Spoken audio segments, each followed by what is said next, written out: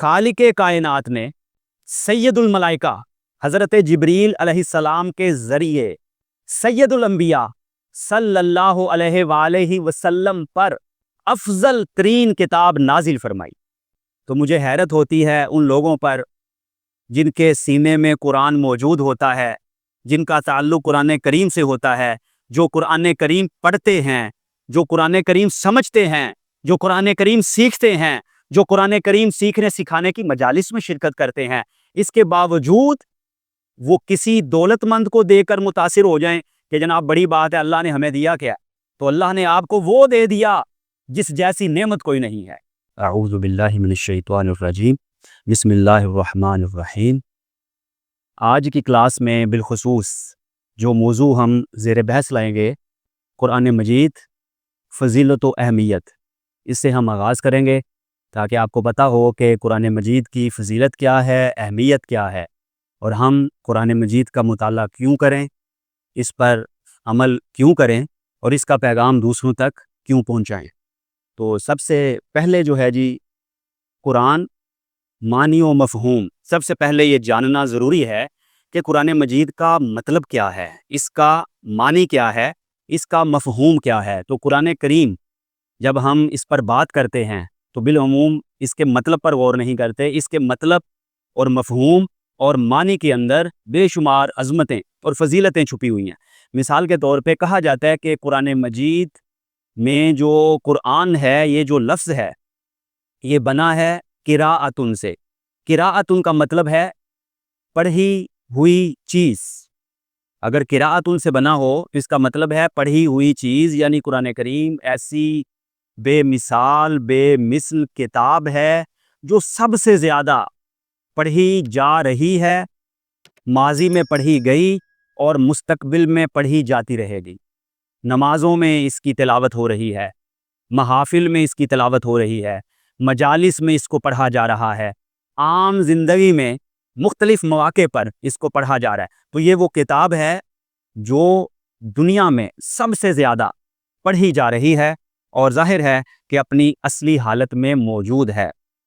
تمام آسمانی کتابیں اللہ رب العزت نے جو نازل فرمائی ہیں ان کی تعداد بنتی ہے 104۔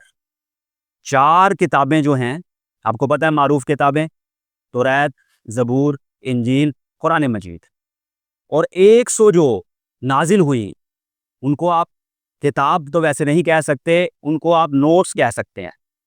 قرآن کریم وہ واحد کتاب ہے جس کا ایک ایک لفظ پڑھ کر سنایا گیا۔ حضرت جبریل علیہ السلام حاضر ہوتے تھے اور پڑھ کر سناتے تھے۔ ایسا نہیں ہوا کہ ایک ہی بار میں یہ کتاب عطا کر دی گئی ہو یا یہ کتاب پڑھ کر نہ سنائی گئی ہو، بلکہ اس کا ایک ایک لفظ پڑھ کر سنایا گیا۔ باقی کتابوں کا کیا ہوا کہ ایک ہی وقت میں نازل کر دی گئی اور تحریر کی صورت میں نبی کو عطا کر دی گئی۔ قرآن کریم کا ایک ایک لفظ پڑھ کر سنایا گیا۔ اس میں فرق کیا ہے؟ اس میں بہت بڑا فرق ہے۔ مثال کے طور پہ آپ کے سامنے ایک جملہ لکھا ہو، آپ امتحان دیں گے، سادہ سا جملہ ہے۔ اب جب یہ لکھا ہوگا تو اس کا کوئی واضح جہت آپ کے سامنے نہیں ہوگی۔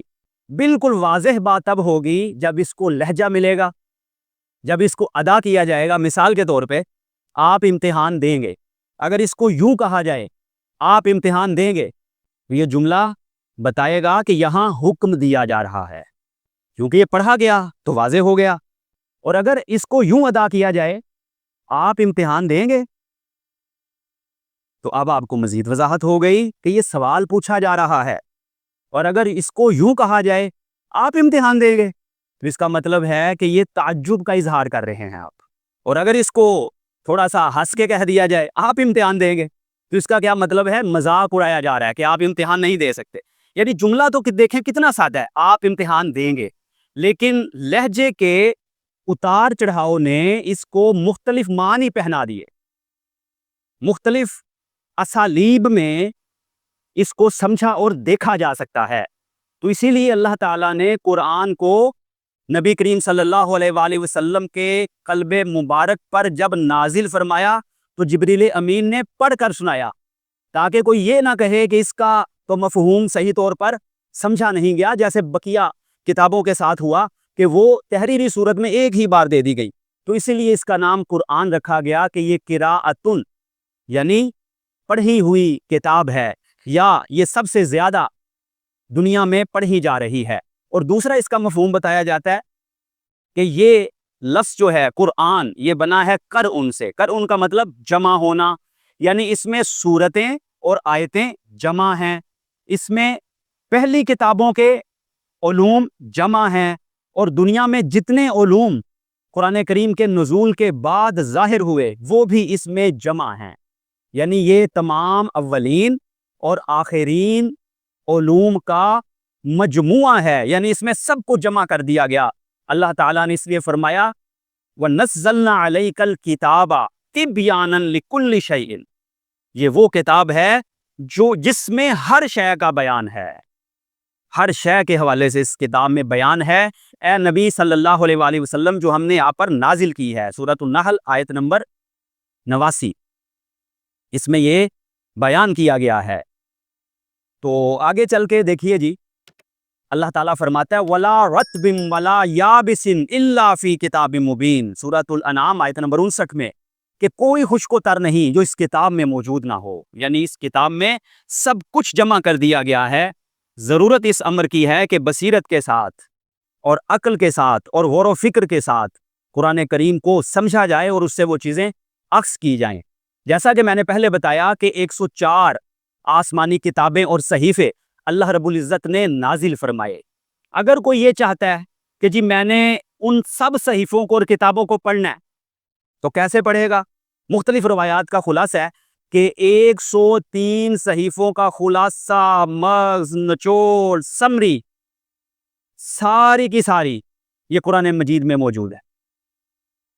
اور اگر کوئی یہ چاہتا ہے کہ قرآن مجید کا خلاصہ، مغز، نچوڑ پڑھے تو اس کو چاہیے کہ سورہ فاتحہ پڑھ لے، اور اگر کوئی یہ چاہتا ہے کہ سورہ فاتحہ کا خلاصہ، مغز، نچوڑ، سمری پڑھے تو اس کو چاہیے کہ بسم اللہ الرحمن الرحیم پڑھ لے، اور اگر کوئی یہ چاہتا ہے کہ بسم اللہ الرحمن الرحیم کا خلاصہ، مغز، نچوڑ دیکھے تو اس کو چاہیے کہ با کو دیکھ لے، یعنی با کے اندر اللہ تبارک و تعالیٰ نے بسم اللہ کا، اور بسم اللہ کے اندر سورہ فاتحہ کا، اور سورہ فاتحہ کے اندر پورے قرآن کا، اور قرآن کریم کے اندر تمام آسمانی کتب کا خلاصہ، مغز، نچوڑ موجود ہے۔ جو پچھلی کتابیں، صحیفے، علم گزرا وہ بھی قرآن کریم میں ہے، اور جو بعد میں علوم ظاہر ہوئے قرآن کریم کے نزول کے بعد وہ بھی قرآن مجید میں موجود ہیں۔ اس کے بعد دیکھیے جی، نسبت قرآن، نسبت بڑی عظیم ہے۔ کیسے؟ خالق کائنات نے سید الملائکہ حضرت جبریل علیہ السلام کے ذریعے سید الانبیاء صلی اللہ علیہ وآلہ وسلم پر افضل ترین کتاب نازل فرمائی۔ نازل کرنے والا کائنات کا خالق رب العالمین، جس پر نازل ہوئی رحمت للعالمین صلی اللہ علیہ وآلہ وسلم، اور جو نازل ہوا وہ کیا ہے؟ تمام جہانوں کے لیے افضل ترین کتاب، اور نازل ہونے میں مدد کرنے والے یعنی جو وسیلہ بنے سید الملائکہ یعنی فرشتوں کے سردار۔ تو کتنی نسبت عظیم ہے۔ اللہ تعالیٰ نے فرمایا الرحمن علم القرآن، رحمان وہ ہے جس نے قرآن سکھایا، خلق الانسان، انسان کو پیدا کیا، علمہ البیان، اس کو بیان سکھایا۔ تو اللہ تعالیٰ کی صفات تو بڑی ہیں، لیکن سب پہ جو صفت غالب ہے، امتیازی شان رکھتی ہے، وہ صفت رحمت ہے، یعنی اللہ تعالیٰ کا رحمان ہونا۔ اس کا یہاں ذکر کیا، آغاز کیا، رحمان ہے۔ کیا کیا رحمان نے؟ علم القرآن، قرآن سکھایا جو سب سے افضل والا کتاب ہے، اور سکھایا کس کو؟ آگے ذکر آ گیا خلق الانسان، انسان کو پیدا کیا، یعنی انسان کو اللہ نے قرآن سکھایا۔ الرحمن وہی ہے جس نے انسان کو قرآن سکھایا، علمہ البیان، اور اس کو بیان سکھایا، بولنے کی قوت۔ یعنی یہ دیکھیے تمام صفات میں عظیم ترین صفت اللہ کی رحمت، سکھایا کس کو؟ انسان کے جو مرادی معنی لیے گئے، جس سے مراد ہے نبی کریم صلی اللہ علیہ وآلہ وسلم کی ذات انسان کامل، اور سکھایا کیا؟ قرآن جو افضل ترین کتاب ہے، اور قوت بیان بھی انسان کو دی۔ یعنی یہ اشارہ کیا جا رہا ہے کہ اللہ کی رحمت تمام صفات کے اندر امتیازی شان رکھتی ہے۔ اس نے اپنے محبوب صلی اللہ علیہ وآلہ وسلم اور انسان کامل کو افضل ترین، اعلیٰ ترین، مشرف ترین اور محترم ترین کتاب سکھائی ہے۔ اب انسان کا کیا کام ہے؟ علمہ البیان، انسان کو بیان سکھایا، قوت گویائی۔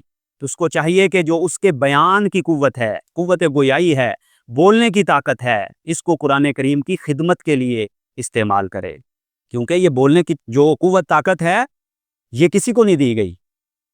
حیوان بھی دیکھتے ہیں، ہم بھی دیکھتے ہیں، جانور دیکھتے ہیں، ہم بھی دیکھتے ہیں، سونگھتے ہیں، ہم بھی سونگھتے ہیں، کھاتے پیتے ہیں، ہم بھی کھاتے پیتے ہیں، اور بھی دیگر صفات انسانوں میں بھی ہیں، جانوروں میں بھی ہیں، بلکہ بعض صفات ہم سے کہیں زیادہ ہیں۔ سونگھنے کی طاقت بعض جانوروں میں ہم سے کہیں زیادہ ہے، سائنس کہتی ہے۔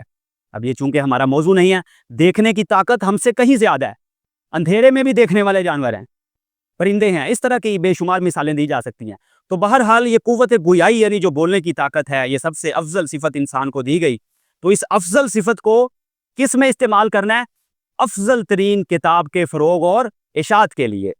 تو یہ ہے نسبت قرآن، جو عظیم ترین نسبت ہے، اور پھر قرآن لاسانی معجزہ ہے، یعنی قرآن کریم ایک ایسا معجزہ ہے کہ جو آج بھی زندہ ہے۔ انبیاء کرام علیہ السلام تشریف لائے، مختلف معجزات ان کو دیے گئے، اور وہ جب پردہ فرما گئے تو معجزات بھی موجود نہیں ہیں۔ آج ید بیضا موجود نہیں ہے حضرت موسیٰ علیہ السلام کا، ان کا عصا معجزہ تھا، موجود نہیں ہے۔ اسی طرح دیگر انبیاء کرام علیہ السلام کے معجزات ان کی غیبت کے ساتھ ہی جیسے انہوں نے پردہ فرمایا وصال کر گئے، معجزات بھی جو ہے وہ پردہ غیبت میں چلے گئے، یعنی چھپ گئے۔ لیکن قرآن وہ معجزہ ہے جو آج بھی الحمدللہ ہمارے پاس موجود ہے، اور قرآن کا ایک ایک لفظ معجزہ ہے، اس لفظ کا ایک ایک حرف معجزہ ہے، اس حرف کا ایک ایک نقطہ معجزہ ہے، زیر زبر پیش معجزہ ہے۔ اسی لیے اس جیسی کتاب کوئی ہو نہیں سکتی۔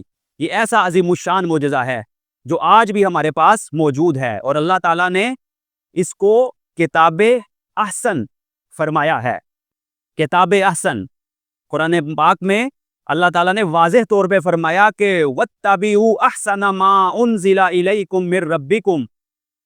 اس احسن کہتے ہیں سب سے زیادہ بہتر، اچھا، اس احسن کی پیروی کرو۔ وَاتَّبِعُوا أَحْسَنَ مَا أُنزِلَ إِلَيْكُم مِّن رَّبِّكُم، جو تمہارے رب کی طرف سے تم پر نازل کیا گیا ہے۔ یہ سورۃ الزمر آیت نمبر 55، اس کے بعد 56، 57، 58، یہ سارا کچھ بیان کیا گیا ہے کہ کر لو پیروی، ورنہ پچھتاؤ گے اور کہو گے جب عذاب آئے گا کاش ہم پیروی کر لیتے، اللہ تعالیٰ کی بات مان لیتے۔ پچھتاوے کے علاوہ، حسرت کے علاوہ کچھ نہیں رہے گا۔ اس لیے اللہ تعالیٰ فرماتا ہے کہ اس کی پیروی کرو، یہ کتاب احسن ہے۔ اور جب اتنی عظیم کتاب ہے، اتنی افضل ترین کتاب ہے، تو اسی لیے تو سورۃ الکہف آیت نمبر 1 میں اللہ تعالیٰ نے فرمایا الحمدللہ الذی انزل علی عبدہ الکتاب، تمام تعریفیں اللہ کے لیے ہیں جس نے اپنے بندے پر کتاب نازل کی۔ یعنی کتاب کے نازل ہونے کی جب بات کی تو الحمدللہ، یعنی یہ اتنی بڑی نعمت ہے کہ اللہ نے ہمیں الحمدللہ کہنا سکھایا ہے۔ تو مجھے حیرت ہوتی ہے ان لوگوں پر جن کے سینے میں قرآن موجود ہوتا ہے، جن کا تعلق قرآن کریم سے ہوتا ہے، جو قرآن کریم پڑھتے ہیں، جو قرآن کریم سمجھتے ہیں، جو قرآن کریم سیکھتے ہیں، جو قرآن کریم سیکھنے سکھانے کی مجالس میں شرکت کرتے ہیں، اس کے باوجود وہ کسی دولت مند کو دے کر متاثر ہو جائیں کہ جناب بڑی بات ہے، اللہ نے ہمیں دیا کیا؟ تو اللہ نے آپ کو وہ دے دیا جس جیسی نعمت کوئی نہیں ہے۔ جس کے پاس قرآن جیسی نعمت ہو، اس کو کیا ضرورت ہے کہ کسی سے حسد کرتا پھرے، مال و دولت کے حساب سے حسد کرتا پھرے، کسی کے سٹیٹس کے حوالے سے حسد کرتا پھرے؟ تو جس کے پاس اتنی عظیم نعمت ہے، کیا کہنے اس کے؟ تو وہ تو اس اپنی نعمت پر، ہر مسلمان پر اللہ کا یہ بہت بڑا احسان ہے، تو جتنا شکر ادا کریں اتنا کم ہے، بس سمجھنے کی ضرورت ہے۔ اس کے بعد قرآن کریم جو ہے یہ کتاب بے مثال ہے، یعنی یہ ایک ایسی کتاب ہے جس کی ہمیں کوئی مثال نہیں ملتی، اس جیسی کتاب کوئی نہیں ہے۔ قرآن کریم نے اسی لیے یہ چیلنج کیا ہے، وَإِن كُنتُمْ فِي رَيْبٍ مِّمَّا نَزَّلْنَا عَلَىٰ عَبْدِنَا فَأْتُوا بِسُورَةٍ مِّن مِّثْلِهِ وَادْعُوا شُهَدَاءَكُم مِّن دُونِ اللَّهِ إِن كُنتُمْ صَادِقِينَ، سورۃ البقرہ آیت نمبر 23 میں، کہ اگر تمہیں شک ہے جو ہم نے اپنے بندہ خاص پر نازل فرمایا ہے تو اس جیسی ایک صورت بنا لاؤ۔ پہلے چیلنج کیا دیا؟ اس جیسی کتاب لے آؤ۔ پھر چیلنج یہ دیا کہ اس جیسی 10 صورتیں لے آؤ۔ پھر چیلنج دیا کتاب نہیں لا سکتے، 10 صورتیں نہیں لا سکتے، چلو اس جیسی کوئی ایک صورت ہی لے آؤ۔ تو اب سوال پیدا ہوتا ہے یہ ممکن کیوں نہیں ہے؟ آج تک قرآن کریم جیسی کوئی کتاب کوئی نہیں لکھ سکا۔ کیوں؟ اس لیے کہ جو بھی قرآن کریم جیسی مثالی کتاب لکھنے کی کاوش کرے گا تو کیا ہوگا؟ اس کو بہت بڑا ادیب ہونا چاہیے، صحیح، اس کو بہت بڑا ادیب ہونا چاہیے۔ اب وہ ادیب ہو، جب وہ لکھنے بیٹھے گا تو قرآن کریم میں تو تاریخ کا علم بھی ہے، تو ادیب تو وہ ہے، اب اس کو بہت بڑا مؤرخ بھی ہونا چاہیے، سمجھ لیجیے، ادیب بھی ہے، مؤرخ بھی ہے، پھر اس کو ماہر اقتصادیات بھی ہونا چاہیے، معاشیات کا علم بھی اس کو ہونا چاہیے۔ چلے مان لیا یہ بھی ہے، تو پھر اس کو علم سیاسیات بھی ہونا چاہیے، سیاست کے حوالے سے بھی علم ہونا چاہیے۔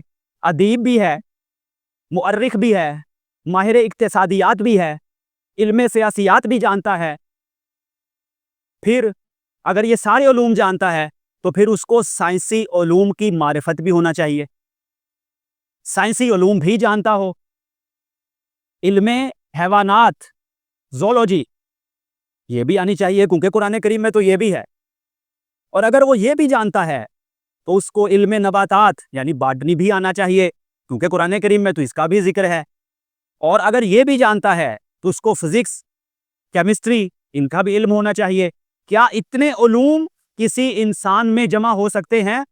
بفرض محال سمجھ لیجئے کہ یہ سارے علوم قرآن کریم میں جمع ہو گئے، اور یہ سارے علوم جو ہے وہ قرآن کریم کے اندر جمع ہیں اور اس شخص میں بھی جمع ہو گئے جو قرآن کی مثال لانا چاہتا ہے، لیکن یہاں پہ پھر آ کر وہ رک جائے گا۔ کیوں؟ اس لیے کہ قرآن وہ کتاب ہے جس میں ماضی کی خبریں ہیں۔ ہو سکتا ہے وہ ادیب لکھنے والا ماضی کی خبریں دے لے، لیکن یہ وہ کتاب ہے جس میں حال کی بات ہے۔